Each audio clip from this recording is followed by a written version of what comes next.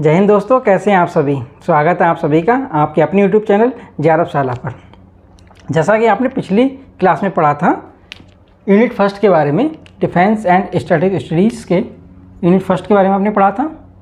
उसमें आपने देखा था विभिन्न विचारधाराओं, पूर्व धारणाओं के बारे में। तो आपने 10 धारणाएँ नोट की थी। उसके आगे हम आज क्लास सेकंड आपकी शुरू कर रहे हैं, जिसमें आप उन 10 धारणाओं के बारे में छोटी छोटी जानकारी जो आपके लिए इम्पोर्टेंट है एग्जाम की दृष्टि से, उसे देखेंगे। जिसमें आपने पहली धारणा पढ़ी थी यथार्थवाद की, दूसरी आपने पढ़ी थी सुरक्षा दुविधा की, फिर तर्कसंगतता, इसी तरह खेल सिद्धांत, राज केंद्रितवाद, बल का प्रयोग और 4 अन्य धारणाएं जो आप आगे पढ़ेंगे उनके बारे में आपने देखा था। तो एक एक करके हम इसके बारे में थोड़ा विस्तार से जान लेते हैं। तो हम आपको लास्ट से बिल्कुल शुरू करेंगे ताकि बोर्ड पे आपकी जगह समझाने के लिए हो सके। यह है बल का प्रयोग, यूज ऑफ फोर्स। बल का प्रयोग आप क्यों करते हैं? बल का प्रयोग जब आप असुरक्षा का भाव आपके अंदर उत्पन्न हो जाता है, आप दूसरे से डरते हैं या आपको कोई दूसरा डराता है, तो उससे आप डर के माहौल को कम करने के लिए क्या करते हैं? अपने सुरक्षा हेतु बल का प्रयोग करते हैं। तो इसी प्रकार क्या है कि कोई भी राज्य अपनी सुरक्षा के लिए और शासन कला, 2 चीज़ आप यहाँ नोट करेंगे। सुरक्षा हेतु और शासन कलाओं के संचालन हेतु क्या करता है? सैन्य बल का प्रयोग करता है।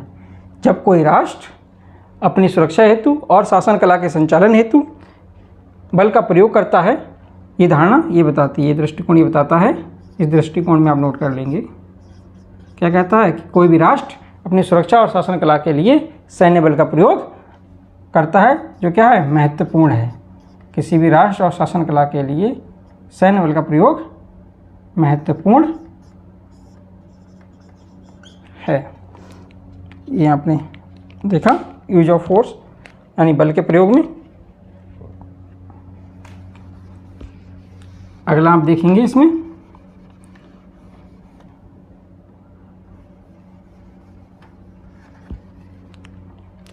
एक नोट और कर लेंगे। यूज ऑफ फोर्स में ही क्या है? यूज ऑफ फोर्स जो है सैन्य रणनीति का आधार है। ये जो विचारधारा है वो क्या बताती है कि जो बल है, बल या जिसे सैन्य बल कहते हैं, सैन्य रणनीति का आधार है। कोई भी बल जो है क्या है? सैन्य रणनीति का आधार है। सैन्य रणनीति, मिलिट्री स्ट्रेटजी उसे बोलते हैं। तो इसका क्या है?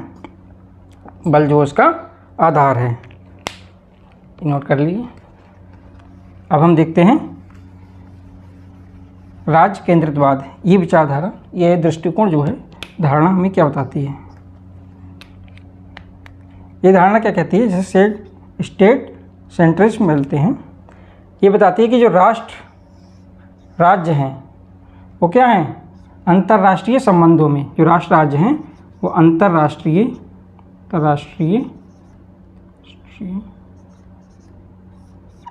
संबंधों में, अंतर्राष्ट्रीय संबंधों में राष्ट्र राज्य क्या हैं? सबसे महत्वपूर्ण हैं। राष्ट्र राज्य जो हैं वो किसी भी अंतर्राष्ट्रीय संबंध के लिए सबसे महत्वपूर्ण है, या इसे बोल सकते हैं हम प्राथमिक अभिनेता हैं। प्राथमिक अभिनेता। जब 2 राष्ट्र आपस में अपने संबंधों को स्थापित करते हैं तो उसमें प्राथमिकता जो दी जाती है वो राष्ट्र राज्यों को प्राप्त होती है।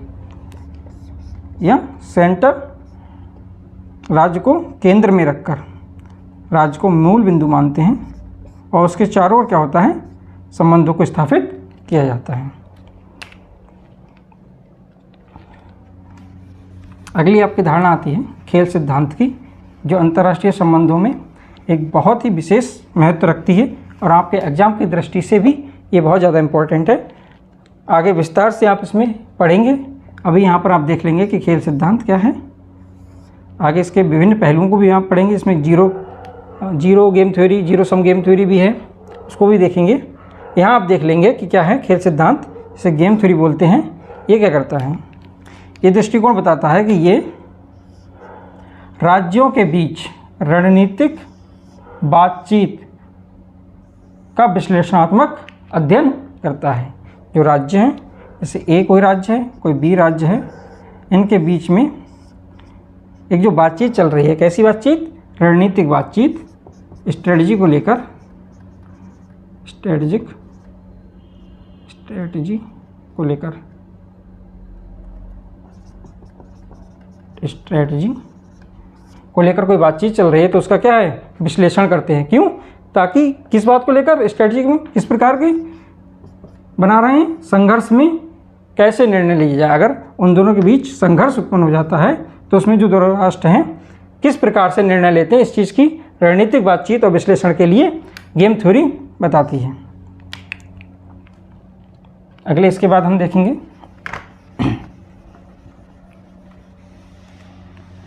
तर्क संगतता क्या है। रेशनैलिटी बोलते हैं इसको इंग्लिश में। तर्क संगतता ये क्या बताता है, तर्क संगतता क्या बताता है कि किसी भी अंतर्राष्ट्रीय संबंध में दो अगर राष्ट्र हैं, ऐसे बोलते हैं राज्य और अभिनेता, अगर यहाँ हैं, राज्य और अभिनेता क्या होते हैं, गवर्नमेंट, संप्रभुता, और यहाँ गवर्नमेंट को भी अपना जो इसमें इन्वेस्टमेंट नहीं रखती है, या फिर इसको बोल सकते हैं कि गवर्नमेंट से अलग एक विचारधारा रखने वाले लोग, नॉन गवर्नमेंट बॉडी, अभिनेता के तौर पर अगर हमने देखते हैं तो उसमें क्या होता है, वो क्या करते हैं, अंतर्राष्ट्रीय संबंधों में, इंटरनेशनल रिलेशंस में लागत और लाभ के आधार पर, लागत और लाभ के आधार पर एक विश्लेषणात्मक अध्ययन करके ही उसका निर्णय लेते हैं। किसी भी अगर संघर्ष के विचार पर उन्हें निर्णय लेना है, या फिर आर्थिक स्थिति को लेकर, आर्थिक स्थिति को लेकर उनको एक निर्णय लेना है, तो क्या करते हैं, विश्लेषण करते हैं और उसका तब निर्णय लेते हैं। तो ये तर्कसंगतता दिखाती है कि लागत और लाभ का ही विश्लेषण करते हैं पहले वो, कि कितनी लागत, कितना लाभ, कितना मुनाफा उसमें होने वाला है हमको, तो उसके आधार पर निर्णय लेते हैं। तो ये दृष्टिकोण हमको इस बात का बताता है। आगे हम देखेंगे सुरक्षा दुविधा को लेकर। सुरक्षा दुविधा को हम समझते हैं कि सुरक्षा दुविधा क्या होती है, जिसे इंग्लिश में सिक्योरिटी डायलेमा बोलते हैं। इसमें हम देखते हैं सुरक्षा दुविधा में, जैसे कोई राष्ट्र, ए राष्ट्र एक बी राष्ट्र है। मान लीजिए ये ए राष्ट्र और बी राष्ट्र, और ये पड़ोसी राष्ट्र भी हैं। इसमें आप देख सकते हैं, एग्जाम्पल के तौर पर अगर आप समझ सकते हैं, जैसे इंडिया समझ लीजिए, जैसे चीन अगर आप समझ लें, तो आप क्या देखते हैं कि ए राष्ट्र अगर अपनी शक्ति को बढ़ावा देता है, ए राष्ट्र अगर अपनी शक्ति बढ़ाता है, तो बी राष्ट्र क्या होता है, जो बी राष्ट्र है उसकी असुरक्षा बढ़ जाती है, असुरक्षा बढ़ती है इसकी। अगर ये राष्ट्र अपनी सुरक्षा बढ़ाता है तो ये असुरक्षित महसूस करता है थोड़ा, तो इसकी असुरक्षा बढ़ जाती है। तो ये इसमें बताया गया है कि जब कोई राष्ट्र सुरक्षा की दृष्टि से अपनी शक्ति को बढ़ाता है, तो अन्य राष्ट्र, जैसे बी राष्ट्र जो है, अन्य राष्ट्रों की असुरक्षा बढ़ जाती है। ये विचारधारा बताती है कि जब कोई राष्ट्र अपनी सुरक्षा को बढ़ाता है तो अन्य राष्ट्रों की क्या होती है, असुरक्षा बढ़ जाती ही है। जिससे क्या होता है, जब ये दो राष्ट्रों में असुरक्षा का भाव बढ़ जाएगा तो क्या होगा, इससे होगा एक हथियारों की दौड़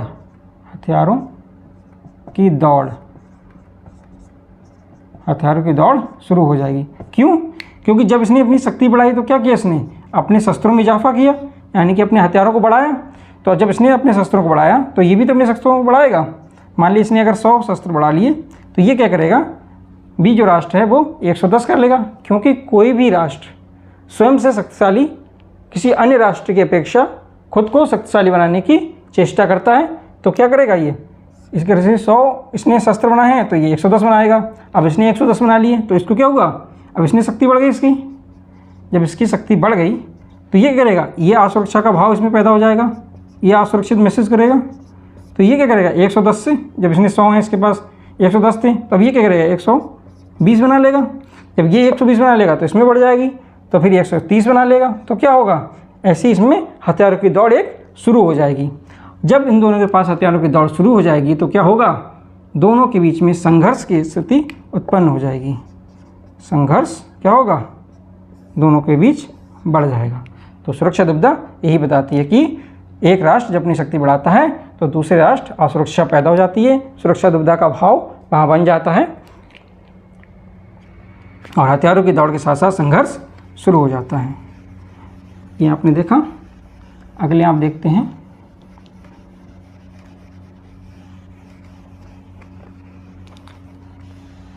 यथार्थवाद क्या है। चूंकि हमारा पहला था यथार्थवाद, लेकिन ऐसा कोई क्रम नहीं है कि पहला ये है दूसरा वो है। पिछली वीडियो में मैंने आपको बताया था कि ऐसा किसी प्रकार का इसमें कोई क्रम नहीं है। तो इसको समझते हैं। रियलिज्म क्या है, इसे वास्तविकतावाद भी कहते हैं। वास्तविकतावाद ये क्या कहता है, ये बताता है कि राज्य प्राथमिक अभिनेता है, किसमें, अंतर्राष्ट्रीय संबंधों में। राष्ट्रीय संबंध में क्या है, जो कोई राज्य है वो प्राथमिक अभिनेता के तौर पर कार्य करता है। और वो क्या करता है, जैसे कोई अगर एक राज्य है और एक बी राज्य है और इन दोनों के बीच में कोई बातचीत हो रही है, किसी भी मुद्दे को लेकर किसी मुद्दे को लेकर के बीच में बातचीत हो रही है, तो ए राष्ट्र क्या करेगा, अपने नेशनल इंटरेस्ट, जो राष्ट्रीय हित हैं, राष्ट्रीय हित इन्हें बोलते हैं। आगे हम पढ़ेंगे राष्ट्रीय हित के बारे में कि क्या क्या होते हैं। अभी आप जान लीजिए राष्ट्रीय जो हित होते हैं, और बी के भी राष्ट्रीय हित होंगे जब वो एक राज्य है। तो ये क्या करेगा, राष्ट्रीय हितों को सर्वोपरि रखता है। सर्वोपरि रखता मतलब अपने राष्ट्रीय हितों का त्याग नहीं करता है। सुरक्षा की भावना के हेतु, सुरक्षा बनी रहे इसलिए राष्ट्रीय हितों को वो नहीं त्यागता है और बातचीत उन मुद्दों पर करना चाहता है जिन पर राष्ट्रीय हितों को उसे त्याग ना करना पड़े। तो इसमें राष्ट्रीय हित सर्वोपरि रहते हैं। ये विचारधारा ये बताती है कि कोई भी राष्ट्र अपने राष्ट्रीय हितों को सर्वोपरि रखता है, जिस कारण क्या होता है, प्रतिस्पर्धी और संघर्षपूर्ण प्रकृति को बल मिलता है। उन दोनों राज्यों के विरुद्ध क्या होगा, प्रतिस्पर्धा और संघर्ष। जब दोनों किसी एक बात पर सहमति भी नहीं बना पाएंगे, दोनों ही अपनी तरफ खींचते रहेंगे कि वो अपने राष्ट्रीय हितों को लेकर एक तरफ खींचेगा और दूसरा दूसरी ओर खींचेगा अपने राष्ट्रीय हितों को लेकर, तो उनमें क्या होगा, एक समन्वय नहीं बन पाएगा। जब समन्वय नहीं बन पाएगा तो क्या होगा, उनमें प्रतिस्पर्धा शुरू हो जाएगी और संघर्ष की स्थिति बन जाएगी। तो आपने देखा कि इसमें किस प्रकार से ये हुआ। 6 पॉइंट को आपने देखा। अगले 4 पॉइंट आप देखेंगे। अब शेष आपके बचे हुए हैं, क्या किया, 6 पॉइंट देख लिए। अब फिर ये 4 पॉइंट और देख लेते हैं। 7, 8, 9 और 10 पॉइंट हैं आपके। इसमें शक्ति संतुलन, भयादोहन, अंतर्राष्ट्रीय प्रणाली में अराजकता और शक्ति और सुरक्षा। तो आप इसे देखते हैं। शक्ति और सुरक्षा ये दृष्टिकोण क्या बताता है। शक्ति और सुरक्षा क्या कहता है कि जो राज्य हैं, कोई भी अगर राज्य है तो वो दोनों की मांग है कि 2 चीज़ों की मांग, कौन कौन सी, शक्ति की और सुरक्षा। किसी भी राष्ट्र को शक्ति की भी आवश्यकता है, उसकी भी मांग करता है, और सुरक्षा की मांग करता है। क्यों, क्योंकि उसके पास असुरक्षा का भाव रहता है। असुरक्षा के भाव से वो अपने आप को सुरक्षित रखना चाहता है, जिसके लिए शक्ति की वो मांग करता है। साथ ही साथ ये दृष्टिकोण ये बताता है कि राज्य शक्ति और सुरक्षा की मांग तो करते ही हैं, साथ में शक्ति और सुरक्षा जो है वो दोनों क्या हैं, विदेश नीति और सैन्य रणनीति का मार्गदर्शन भी करते हैं। शक्ति और सुरक्षा दोनों ही विदेश नीति और सैन्य रणनीति का भी मार्गदर्शन करते हैं। तो 2 पॉइंट इसमें हो गए। पहला पॉइंट हो गया कि राज्य जो है शक्ति और सुरक्षा दोनों की मांग करता है, और दूसरा पॉइंट आपका हो गया कि दोनों जो हैं शक्ति और सुरक्षा वो क्या करते हैं, विदेश नीति और सैन्य रणनीति का मार्गदर्शन करते हैं। ये नोट कर लीजिए। अगले आप देखिएगा, अंतर्राष्ट्रीय प्रणाली में अराजकता। अंतर्राष्ट्रीय प्रणाली में अराजकता क्यों होती है, ये दृष्टिकोण बताता है। ये दृष्टिकोण बताता है कि अंतर्राष्ट्रीय प्रणाली जो है, अंतर्राष्ट्रीय प्रणाली कैसी होती है, ये बताता है कि अंतर्राष्ट्रीय प्रणाली जो है अराजक होती है। अराजक क्यों होती है, उसके लिए सेकंड पॉइंट आप यहाँ नोट कर लीजिएगा। ये है नियमों को लागू करने और व्यवस्था बनाए रखने के लिए विश्व स्तर पर नियमों, जो कुछ नियम बनाए गए हैं उनको लागू करने और व्यवस्था को बनाए रखने हेतु अंतर्राष्ट्रीय प्रणाली अराजक होती है। तो 2 चीज़ें आपको यहाँ नोट करिएगी अंतर्राष्ट्रीय प्रणाली अराजकता के लिए, ये दृष्टिकोण ये बताता है। अगले आप देखिएगा,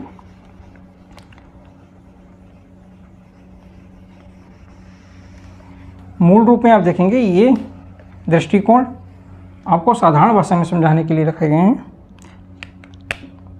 भयादोहन, डिटरेंस क्या कहता है, डिटरेंस बताता है जैसे कोई 2 राष्ट्र हैं ए और बी, ये आपको आपके सब्जेक्ट में आगे बहुत अधिक पढ़ने को मिलेगा। भयादोहन क्या है, किस प्रकार से उत्पन्न हुआ, कब से ये धारणा आई, लेकिन यहाँ पर आप समझेंगे कि भयादोहन एक छोटी समझ आप उसके लेंगे। भयादोहन क्या है, तो भयादोहन देखिए एक प्रकार से धमकी है। ये क्या है, धमकी।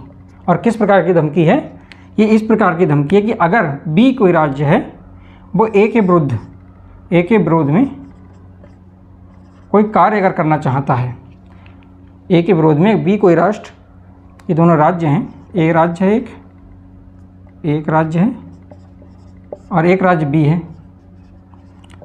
अगर बी राज्य ए के विरोध में कोई भी कार्य करना चाहता है तो ए ऐसा कार्य करे, ए ऐसी स्थिति उत्पन्न कर दे, चाहे वो किसी प्रकार की भी स्थिति हो, चाहे कोई धमकी देकर कर दे, कोई बल के प्रयोग के द्वारा, या कोई अर्थ उस पर दंड ऐसा लगा दे कि बी जो राज्य है जो कार्रवाई करना जा रहा था उसके विरोध में वो कार्रवाई करने से रुक जाए। तो यही इसमें बताया गया है कि कार्य की लागत लाभ से अधिक है, ऐसी स्थिति वो पैदा कर दे कि ये अगर इस पर कार्रवाई करेगा, बी अगर इसके विरुद्ध में कोई कार्रवाई करता है तो उसकी जो लागत होगी वो जिस बी को होने वाले लाभ, जो बी को होने वाला लाभ है इससे कार्रवाई से, तो उस जो इसमें लागत लगाएगा और जो उसको इससे लाभ होगा, उन दोनों के अंदर लागत अधिक होगी और लाभ उसको कम होगा। तो ऐसी स्थिति अगर वो पैदा कर देता है ए, तो बी क्या करता है, फिर उसके विरोध में कोई भी कार्य नहीं करता है। तो इसे बोलते हैं भयादोहन की स्थिति। ए ने क्या किया, भयादोहन की स्थिति पैदा कर दी जिससे बी ने उसके खिलाफ कोई कार्य नहीं किया। तो ये क्या बताती है, ये धारणा ये बताती है, एक पॉइंट में लिख लेंगे कि जब कोई राज्य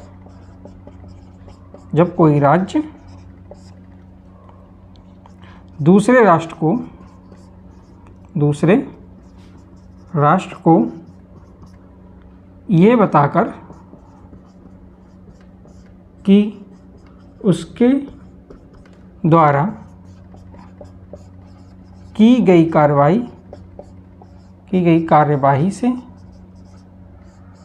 कार्यवाही से उसे लागत के अनुपात में अनुपात में लाभ कम होगा, लागत के अनुपात में लाभ कम होगा, जिससे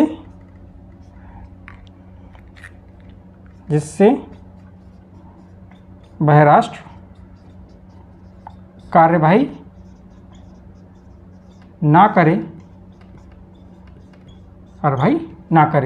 तो ये क्या है, वह दोहन इस बात को बताता है कि किसी भी राष्ट्र को ये इतना उसको एक तरह से बता दो कि इसको इतना डरा दो कि अगर वो कार्रवाई करता है तो उसको जो लाभ होगा उससे ज़्यादा उसको क्या होगी, हानि हो जाएगी। तो कोई भी राष्ट्र ऐसा नहीं चाहेगा कि उसको लाभ कम हो और हानि ज़्यादा हो जाए, तो क्या करेगा, वो कार्रवाई रोक देगा। अगला है आपका जो लास्ट आपका बचता है शक्ति संतुलन, जिसे क्या कहते हैं, बैलेंस ऑफ पावर। बैलेंस मतलब ऐसे कोई तराजू है, ये अगर कोई तराजू है, क्या है इसमें, इधर एक पलड़े में ए राज्य है, एक में बी राज्य है, ये एक राज्य है और ये दूसरा राज्य है। तो ये क्या है, तराजू भी संतुलन की स्थिति में है, दोनों बराबर हैं तो संतुलन की स्थिति में है। तो क्या शक्ति का संतुलन, यानी ए राज्य की जो शक्ति है और जो बी राज्य की शक्ति है, इन दोनों की शक्ति अगर बराबर है तो इन दोनों के बीच क्या है, शक्ति संतुलन का दृष्टिकोण उत्पन्न होता है। शक्ति संतुलन, अब वो शक्ति किसी भी प्रकार की हो सकती है, चाहे सैन्य शक्ति हो, आर्थिक शक्ति हो, या उसकी व्यवहारिक शक्ति भी इसमें काउंट होती है। तो शक्ति के कई प्रकार हैं, उनको हम आगे समझेंगे, लेकिन शक्ति संतुलन सिद्धांत ये कहता है कि अगर ए राज्य की शक्ति बी राज्य के बराबर हो और उनमें क्या हो, फिर संघर्ष ना हो, ऐसी स्थिति पैदा हो जाए कि ए राज्य की शक्ति भी बी राज्य के बराबर हो जाए और उनमें संघर्ष की स्थिति ना रहे, संघर्ष की स्थिति तो बनी रहे लेकिन संघर्ष ना हो, संघर्ष उनमें ना हो, तो क्या होगा, वहाँ शक्ति संतुलन होगा। संघर्ष ना हो, संघर्ष एक तो ना हो, संघर्ष हो गया तो शक्ति संतुलन खत्म हो जाएगा, लेकिन अगर संघर्ष नहीं होता है, स्थिति तो बनी हुई है लेकिन संघर्ष नहीं हो रहा है, तो क्या है, वहाँ क्या है, दोनों के बीच में शक्ति संतुलन है। तो संघर्ष तो ना हो और स्थिति इसकी बनी रहे, तो वहाँ क्या होता है, दोनों राष्ट्रों की अगर शक्ति बराबर है तो वहाँ शक्ति संतुलन दृष्टिकोण ये बताता है कि दोनों राष्ट्रों की शक्ति बराबर है। और इसी में ये बताता है कि शक्ति संतुलन में, शक्ति संतुलन की आवश्यकता क्यों होती है कि राष्ट्र अपने राष्ट्रीय हितों की सुरक्षा हेतु ऐसा करते हैं, शक्तियों को संतुलित करते हैं, क्योंकि उन्हें अपनी शक्ति संतुलन दोनों ही राष्ट्रों, चाहे ए राष्ट्र और बी राष्ट्र है, तो दोनों राष्ट्र अगर अपनी शक्ति को बराबर रखते हैं तो उससे क्या होता है, उनके राष्ट्रीय हितों की भी सुरक्षा होती है, राष्ट्रीय हितों के बने रहते हैं। अगर दोनों की शक्ति जो है बराबर नहीं होगी तो दोनों में क्या होगा, संघर्ष हो जाएगा और युद्ध उत्पन्न हो जाएगा। तो ये पॉइंट आप इसमें नोट कर लेंगे कि दोनों राष्ट्र कोई भी दो राष्ट्र शक्ति वितरण को बनाए रखते हैं, जिससे उनके बीच संघर्ष ना हो, संघर्ष ना हो। एक पॉइंट ये आप इसमें नोट कर लेंगे, ठीक है। तो आज आपने देखा कि जो आपके पूर्व धारणा पर आधारित 10 दृष्टिकोण जो थे, जो पूर्व धारणाएं थीं, उनको आपने देखा। अगली क्लास में आप देखेंगे, इसमें आपने अजम्पशन को देखा था, पूर्व धारणाएं,